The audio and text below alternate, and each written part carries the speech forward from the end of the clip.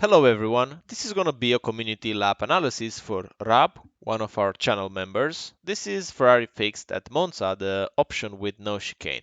So going into the first braking zone, let's see his approach.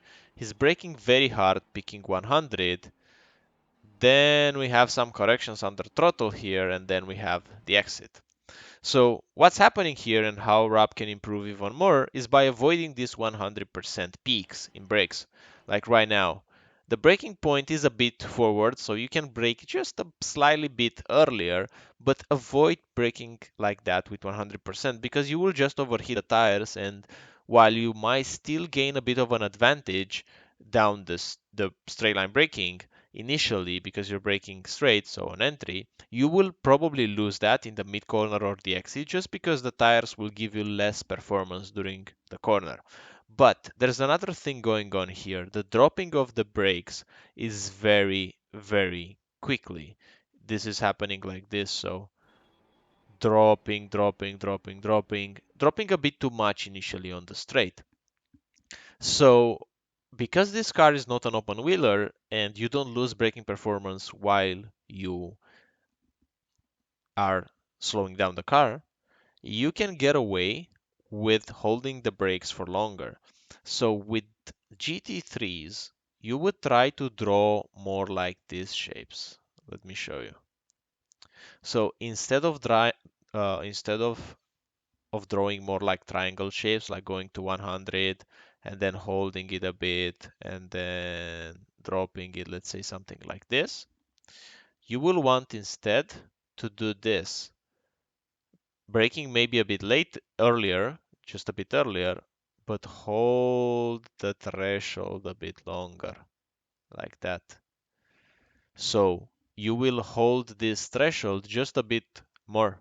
So this is the key here. This part here, while you're staying at your threshold braking, this distance, you want to increase it. You want to make it double, let's say, from what you're doing right now. And this is going to give you more braking performance. This will avoid overheating the tires since you're going to brake less, and you're also going to carry a bit more speed into the corner. So there are a lot of advantages of using this brake approach.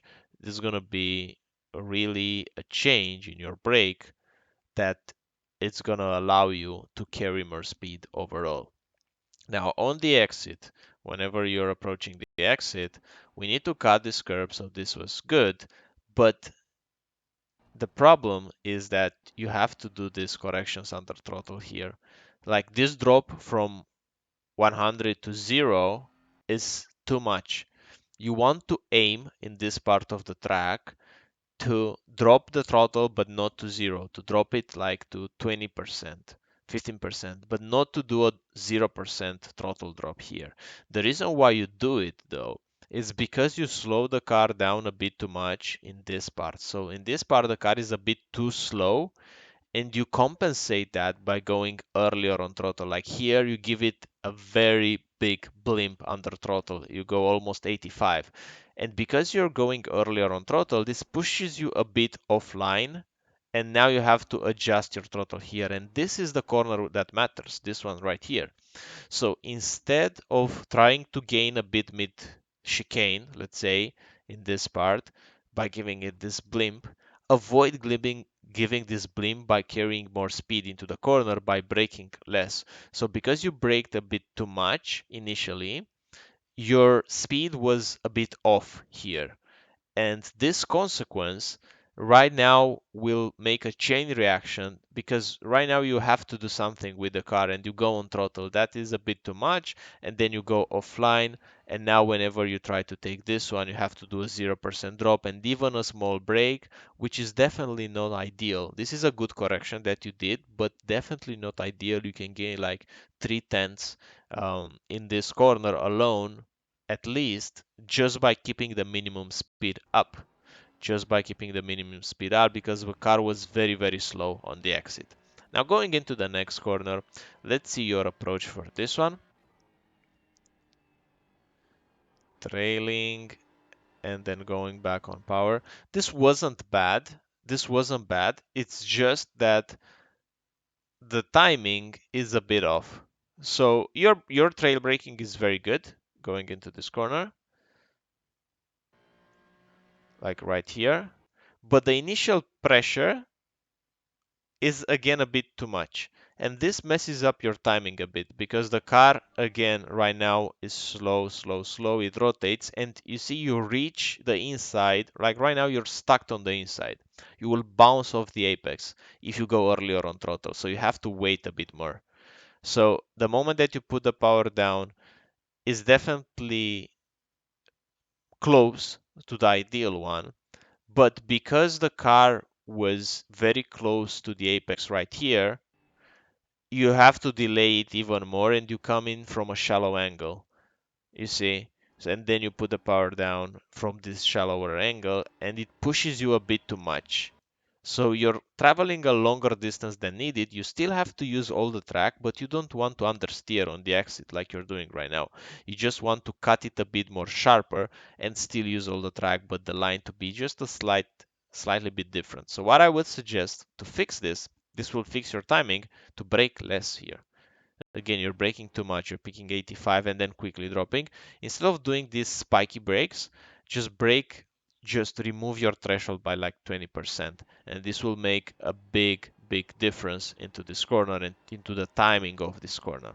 The next one is going to be even more important, so let's see it.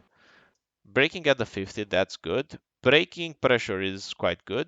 Here, maybe you're again 5% more than needed, but it's not that big of a deal like the previous corner. In the previous corner, your braking was a bit too much. And let's see here. Oh, we definitely missed the apex. And we have to do this correction under throttle. So this is gonna lose you a lot of time. So whenever you have a big straight ahead of you, even if you're like 5% less on throttle, it's gonna be like 0.05 or maybe 1/10. But because you have to do a full lift, 100 to 0, this is gonna be even more. So the whole purpose of this corner is to stay on throttle the moment that you go on throttle and to be as early as you can on the throttle. Now, let's see why you were not able to do that while going here. You were very early on throttle. You didn't wait enough for the car to rotate, and you could have asked a bit more from the steering angle.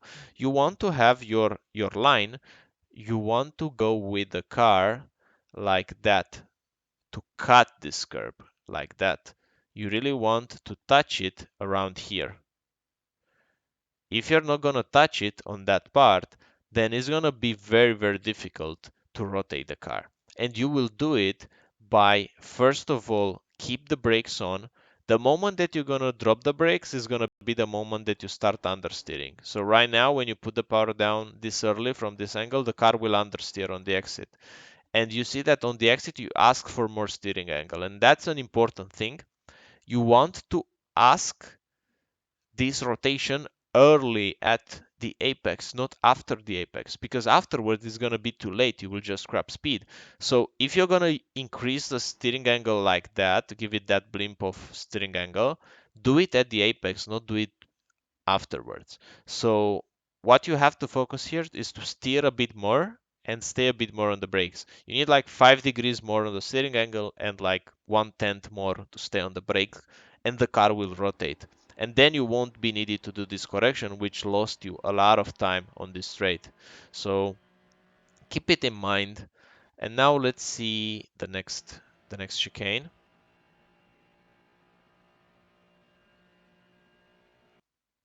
Braking point is good. Braking pressure again is good. You're not braking to 100. So the braking here looks quite good. You're using this track, a bit of lift here, but this corner looks really solid. So this is a very good corner for you. Keep doing what you're doing. You can try to carry a bit more speed initially.